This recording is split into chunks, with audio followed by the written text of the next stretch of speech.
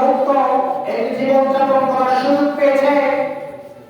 বাংলাদেশের মানুষ দুঃশাসনের কবল থেকে মুক্ত জীবন যাপন করার সুযোগ পেয়েছে। সেজন্য মহান রব্বুল আলামিনের দরবারে শুকর আদায় করছি, আলহামদুলিল্লাহ। আলহামদুলিল্লাহ। দুরূদ ও সালাম পেশ করছি মানবতার মুক্তির দূত, সর্বকালের সেরা মানব, যার আমিত বিধান সাহিত্য পড়ে আমাদের লক্ষ্য, সে আল্লাহ রাসূল সাল্লাল্লাহু আলাইহি ওয়াসাল্লামের প্রতি সর্বদা সাল্লাল্লাহু আলাইহি ওয়াসাল্লাম। জান্নাতুল ফেরদাউসের সর্বোচ্চ মর্যাদা কামনা করছি। বদর, উহুদ, খন্দক থেকে শুরু করে নিয়ে আজ পর্যন্ত পৃথিবীর দিকে দিকে মানুষের গোলামি থেকে মানুষকে মুক্ত করার জন্য, আল্লাহর জন্য আল্লাহর দ্বীন কায়েম করতে গিয়ে যারা জীবন দিয়েছেন, আল্লাহ রাব্বুল আলামিন তাদের সকলকে শহীদ হিসেবে কবুল করুন, আমিন।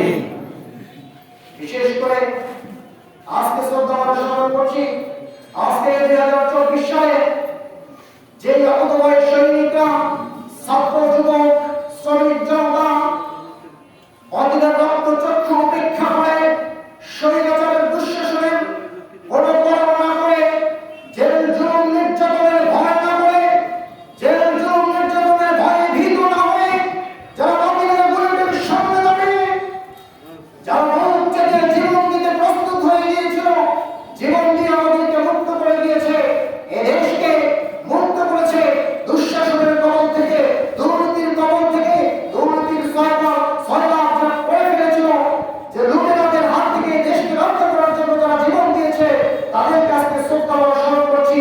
আল্লাহ সুবহানাহু ওয়া তাআলা তাদের সকলকে শহীদ হিসেবে কবুল করুন, আমিন। সম্মানিত উপস্থিতি, যে অকুতোভয় সৈনিকরা বাতিলের বুলেটের আঘাতে, নির্বিচারে যে বুলেট এদেশের জনগণের উপর, ছাত্র জনতার উপর নির্বিচারে ওরা বুলেট তাক করে শুধু ক্ষান্ত হয়নি, বুলেট ছুঁড়ে ছুঁড়ে এক একটি ভাইদেরকে জীবন কেড়ে নিয়েছে, আহত করেছে। কেউ চোখ হারিয়ে আজকে হাসপাতালে আহত অবস্থায় কাতরাচ্ছে, কেউ আজকে পা হারিয়ে হাসপাতালে বিছানায় শুয়ে আছে, কেউ বা চিরতরে পঙ্গু হয়ে গিয়েছে।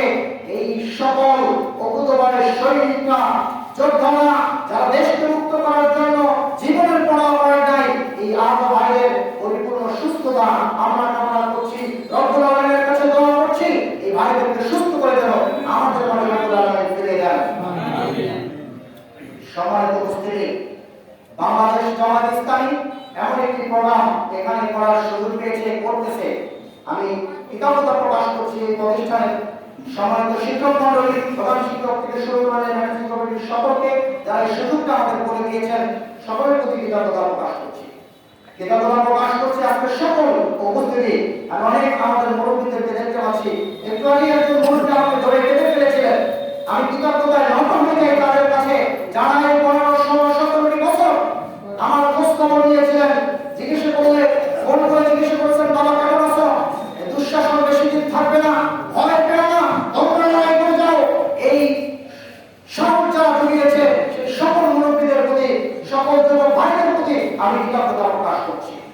সম্মানিত উপস্থিতি, বাংলাদেশ জামায়াত ইসলামী একটি সংগঠন, যেই সংগঠন সম্পর্কে একটি আতঙ্ক ছড়ানো হতো এই 17টি বছর। বাংলাদেশ জামায়াত ইসলামী ক্ষমতা আসলে এমন হবে, তেমন হবে, এই করবে, সেই করবে, এরকম করে আমাদের এদেশ এই ব্যাটারিশন ইউনিয়নের অধিকাংশ অনেক মানুষ আছে যারা অন্য ধর্মাবলম্বী, তাদেরকে ভয় দেখানো হতো। আমি যখন 2016 সালে একটি প্রতিদ্বন্দ্বিতা করেছিলাম নির্বাচনে চেয়ারম্যান পদপ্রার্থী হয়ে, তখন তাদেরকে ভয় দেখানো হতো। সাইদুর রহমান গাজীপুরের জামাত ইসলামী বলে, তিনি যদি ক্ষমতা আসে তাহলে তোমাদেরকে দেশ তারা করে ফেলবে। আজকে আমরা ঘোষণা করতে চাই, আপনারা ইতিমধ্যে 5 তারিখ থেকে পর্যন্ত দেখেছেন বাংলাদেশ জামায়াত ইসলামী আমির জামাত ডাক্তার শফিকুর রহমান ধর্ম বর্ণ নির্বিশেষে সকল নির্যাতিত মানবতার পাশে গিয়ে উনি দাঁড়িয়েছেন। বাংলাদেশ জামায়াত ইসলামী গোটা বাংলাদেশের সকল কর্মী ভাইরা আজকে নির্যাতিত মানবতার পাশে দাঁড়ানোর জন্য প্রস্তুত হয়ে গিয়েছে। আমরা বলতে চাচ্ছি,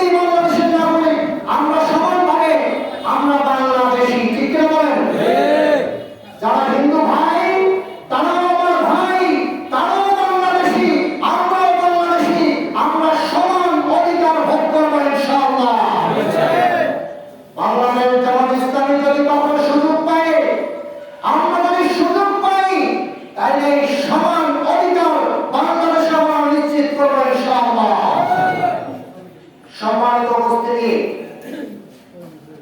এই 5 তারিখ থেকে শুরু করে নিয়ে আজ পর্যন্ত ইতিমধ্যেই বাংলাদেশ জামাত ইসলামী প্রমাণ করেছে যে তারা এই সমানাধিকার প্রতিষ্ঠা আগামী দিনে করতে পারবে ইনশাআল্লাহ। সম্মানিত উপস্থিতি, আজকে যারা উপস্থিত হয়েছেন সকলের প্রতি কৃতজ্ঞতা প্রকাশ করছি। আজকে আমাদের অত্যন্ত মূল্যবান মেহমানবৃন্দ এসেছেন, আমাদের মাঝে কথা বলবেন, তাদের কথা আমরা শুনবো।